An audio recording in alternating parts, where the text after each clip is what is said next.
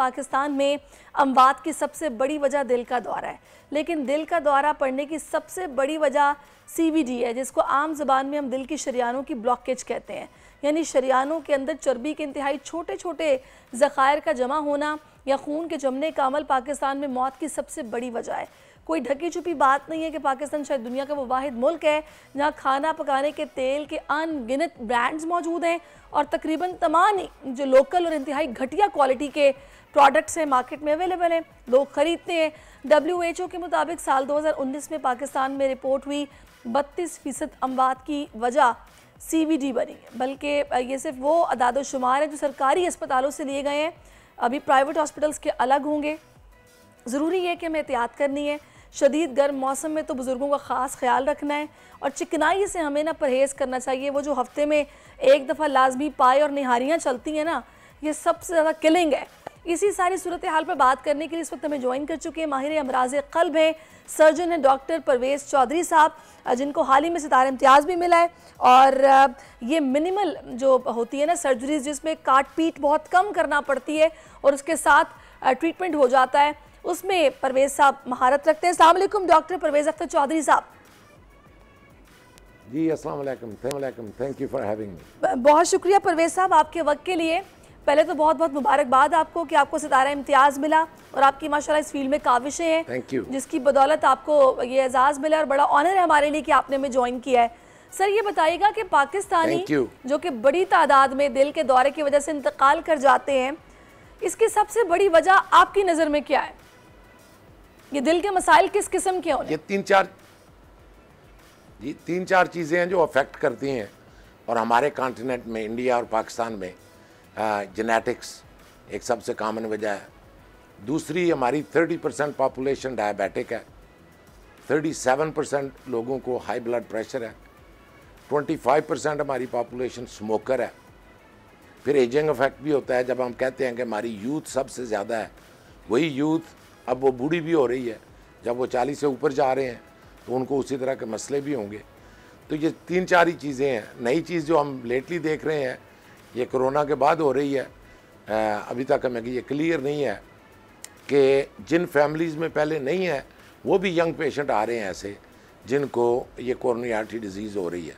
तो ये अलार्मिंग तो नहीं, लेकिन कंसर्निंग ज़रूर है कि यूजली ये यंग पेशेंट में जब भी आएगी 30s में 40s में तो वो जेनेटिकली होता है। तो इसमें रीजंस क्या है? 58% पॉपुलेशन रीजंस मतलब नॉर्मल एक लाइफस्टाइल में हम ऐसी वो कौन सी चीज़ें कर रहे हैं जो इसकी बड़ी वजह बन रही है? एक हवाला तो मैंने दिया है कि हमारा जो ऑयल है वो काफ़ी ख़राब क्वालिटी का है, स्टैंडर्ड्स के मुताबिक नहीं है। इसके अलावा क्या ऐसा लाइफस्टाइल है जो हम अडॉप्ट किए हुए हैं कि हमें ये प्रॉब्लम्स हो रहे हैं?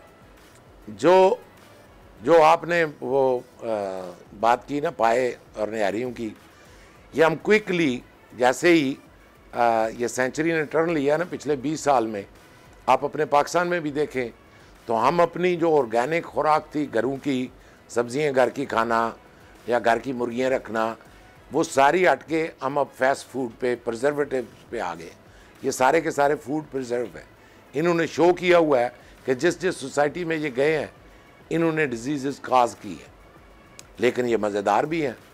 तो अब जब जवानी होती है तो हम उसके पीछे मज़ा आ रहा है, इसका बॉडी हमको फ्री में मिली। अगर हम हेल्थ के थोड़े से कॉन्शियस हो जाए ना तो ये सारी चीज़ें कंट्रोल की जा सकती हैं। अच्छा, सवाए जेनेटिक्स के, जेनेटिक्स भी ज़्यादा थोड़ा सा आपको भी थोड़ी प्रॉब्लम होगी क्योंकि आप लाहौर में मौजूद हैं, मैं कराची में हूँ। थोड़ा सा डिले आएगा जिसकी वजह से एकदम ओवरलैपिंग होगी मेरी आपकी बात के दरमियान। मुझे ये बताइएगा डॉक्टर साहब कि ये जो बैड कोलेस्ट्रॉल और गुड कोलेस्ट्रॉल है, बाज़ लोगों का बैड कोलेस्ट्रॉल बॉर्डर लाइन पे आता है, वो डर जाते हैं, ऑलिव ऑयल का इस्तेमाल शुरू कर देते हैं, वॉक शुरू कर देते हैं, लेकिन उससे पहले उन्होंने तबाही खूब की होती है। हमें किस वक्त मतलब ये टेस्ट नॉर्मली करवाना चाहिए? हर 6 महीने बाद, साल बाद? और अगर बैड कोलेस्ट्रॉल बहुत ज़्यादा बड़ा हुआ है तो उसको नीचे लाने के लिए क्या ऐसे मतलब स्टेप्स हैं जो बहुत ज़रूरी हैं? अपने सेहत को, अपनी बॉडी को इस तरह लिया जाए कि ये एक मशीन है अल्लाह मियाँ ने हमें दी हुई है, ये फ्री में हमें मिली है। लेकिन जिस तरह हम अपनी गाड़ी का ख्याल रखते हैं, इस बॉडी का ख्याल रखना है। अब अगर फैमिली में कोरोनरी आर्टरी डिजीज़ मौजूद है, अगर इनके दादा, अब्बू, चचा तो इनको 30-35 साल की उम्र में कार्डियोलॉजिस्ट के पास जाना, इसका मतलब ये नहीं है कि उनको है, लेकिन जल्दी उनको चेक करवा लेना और सिंपल ईसीजी करवा ली है, एको करवा ली है। मैं तो कहता हूँ कि 40 साल की उम्र में जितने भी हैं लोग, उनको एक एको और एक ईसीजी ज़रूर करवा लेनी चाहिए, क्योंकि ये हमें पता है कि 25 से 30% हमारे लोग अभी भी इस डिज़ीज़ से मर रहे हैं। जब ये सबसे बड़ी थ्रेट है तो उसकी प्रिवेंशन सबसे बेहतर है, क्योंकि ट्रीटमेंट जिस तरह आपने बात की, आल दो कि हम अब बगैर चेस्ट खोले सर्जरी कर रहे हैं, लेकिन ट्रीटमेंट होने का मतलब ये नहीं है कि आप उसको प्रिवेंट ना करें।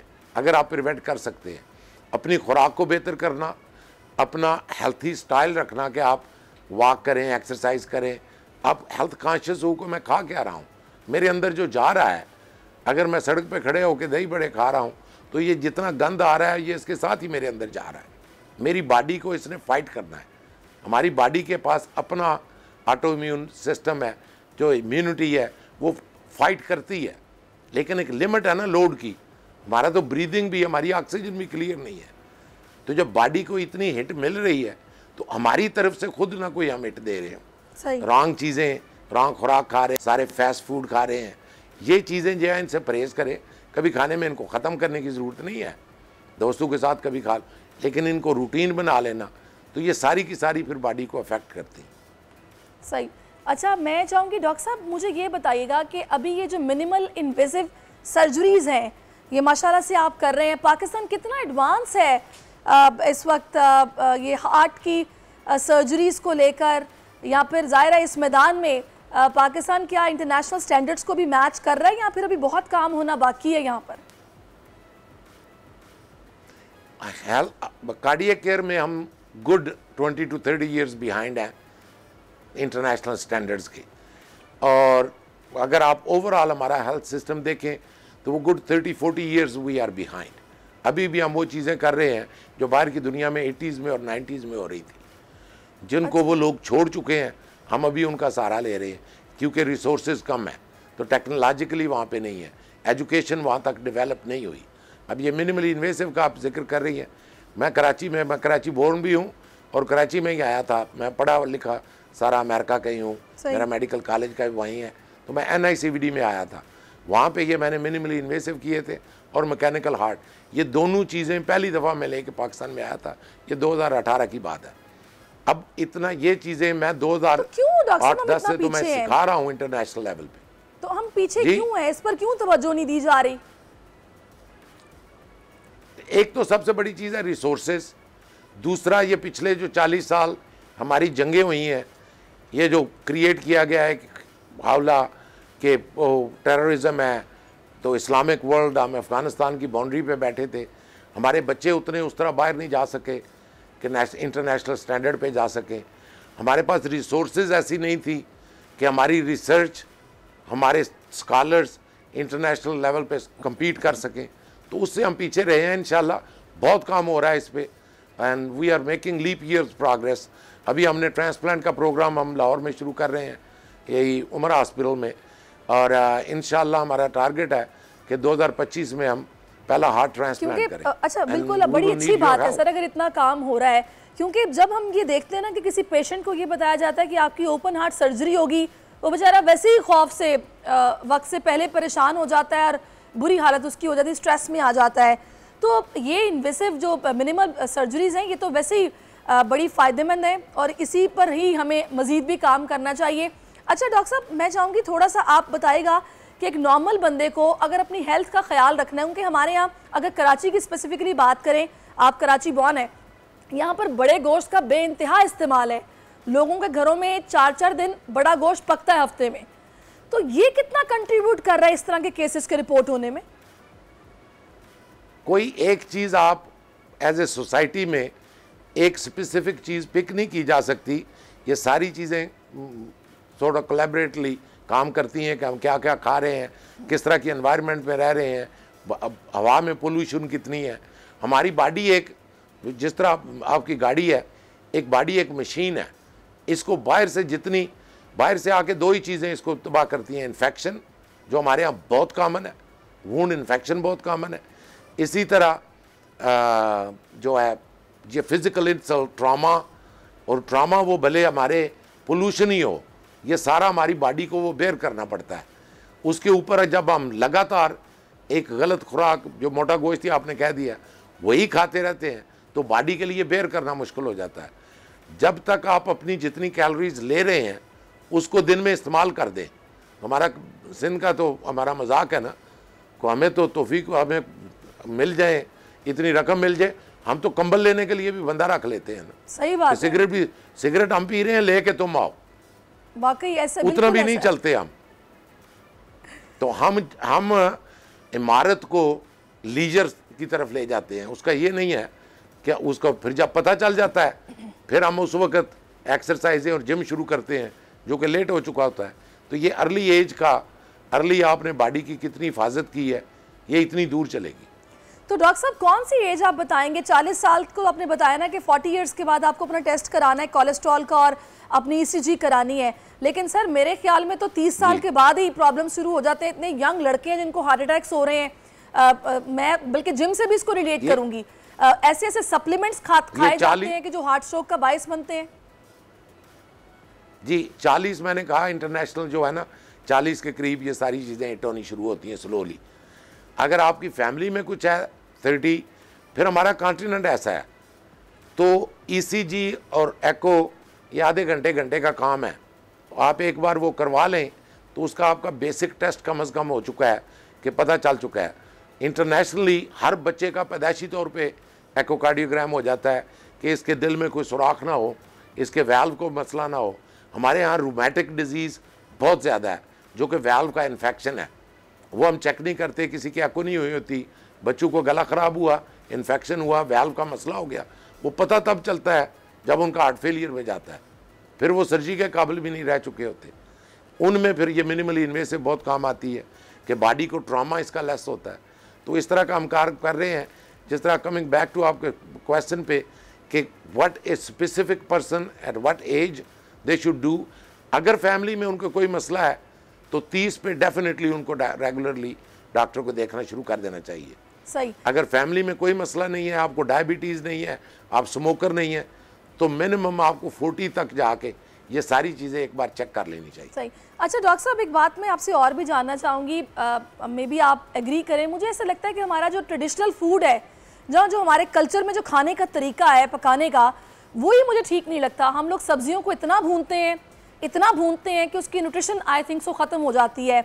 हम ऑलिव ऑयल का इस्तेमाल आई थिंक जो अफोर्ड कर सकते हैं बस वही करते हैं, उसके अलावा तो ये लोकल ब्रांड्स के ऑयल हमें यूज़ करने पड़ते हैं। गोश्त का इस्तेमाल बेतहाशा है। तो एक तो ये ट्रेडिशनली जो हमारे खाने पकाने का तरीका है ये भी कुछ ठीक नहीं है। आपकी इस पर राय क्या है? ये मेरे ख्याल में हम गंदम क्यों ज़्यादा, आटा क्यों ज़्यादा खाते हैं, रोटियां क्यों ज़्यादा खाते हैं? सही। क्योंकि सोसाइटी एक गुलामी में पली है सेंचुरीज तक। तो जो काबज़ थे, हम एक्चुअली तो हम गोश्त खाने वाले जानवर पैदा हुए हैं। ये दालें, रोटियां, ये ऐड की गई क्योंकि इनके पास इनको खुराक ही इतनी दी जाती थी। उसके बाद उसको फिर टेस्ट पैदा करने के लिए हमने उसमें मसाले जड़ने शुरू कर दिए। अब जितने मसाले ज़्यादा हों, जितना वो 2 तोले की ज़बान को टेस्ट ज़्यादा आए, उसके बेस पे हम खाने को बेहतर समझते हैं। बॉडी के लिए बेहतर कौन सा खाना है उसकी तरफ हम ध्यान नहीं देते।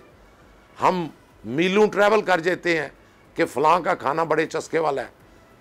तो वो जब तक हम इंटरनेशनल स्टैंडर्ड्स ये हैं कि आपकी बॉडी के लिए बेहतर क्या है, आपकी ज़बान के लिए कौन सी बेहतर है चीज़। ज़बान तो जायका रखा गया कि अगर फूड में जायका ना होता तो इंसान अपने आप को भूखा मार देता। इस तरह हम डिहाइड्रेट करते हैं, पानी में जायका नहीं है, हम दौड़ दौड़ के पानी नहीं ढूंढ रहे होते। मीठा पानी मिल रहा हो तो वो पी लेते हैं क्योंकि उसमें जायका है। तो वो ज़बान के जायके को नहीं फीड करना, आपने अपनी बॉडी को फीड करना है कि ये अल्लाह मियां ने एक चीज़ मुझे दी है, इसकी मैंने देखभाल क्या करनी है। सही। इसमें जो मैं डाल रहा हूँ ये क्या है, इसके लिए बेहतर है। सही। अच्छा डॉक्टर साहब आखिर में मुझे एक बात बता दीजिएगा कि आजकल तो हालात ऐसे हैं कि अगर आपको आदत नहीं एक्सरसाइज करने की या जिम जाने की, आप 4 स्टेप्स सीढ़ियों के ही चढ़ेंगे तो आपकी सांस फूल जाएगी और आप कहेंगे मुझसे चला नहीं जाता। आपके ख्याल में नॉर्मली कितने मिनट्स और किस वक्त आपको एक्सरसाइज या वॉक करनी चाहिए जो कि आपके दिल को मतलब हेल्दी रखेगी? रेगुलर जो है ना हमारी एक्सरसाइज, जिस तरह हम स्कूल में बचपन में हमारे पीटीआई होते थे, आजकल तो मेरे ख्याल में स्कूल बन रहे हैं जिनमें ग्राउंड ही नहीं है, पीटीआई होते थे, जितनी एक्सरसाइज वो रोज़ की कराते थे ना, आप 10-15 मिनट फिर 30 मिनट फिजिक्स सारे के सारे मसल को एक्टिव कर दें। हमारी या तो आपको जिस तरह अभी पहले जिक्र कर रही थी, आपके पास बॉडी बिल्डर आए हुए हैं, या तो आपने वो बनाना है तो वो तो आपके उसके प्रोपोर्शनली एक्सरसाइज करनी पड़ेगी। सही। नॉर्मल हेल्थी रहने के लिए आप 10-15 मिनट 20 मिनट रोजाना इस पे सिर्फ वर्जिश पे किसी तरह की सारे मसल आपके एक्टिव हों। हाँ, अगर आप जिम में चले जाते हैं, एक कोऑर्डिनेटेड एफर्ट है तो वो बेहतर होगी। सर बहुत शुक्रिया आपका परवेज साहब, आप हमारे साथ मौजूद रहे और आपने इस हवाले से हमें बहुत कुछ समझाया बताया। Thank you sir for your time. Subscribe करें और बेल दबाएं ताकि कोई खबर रह न जाए।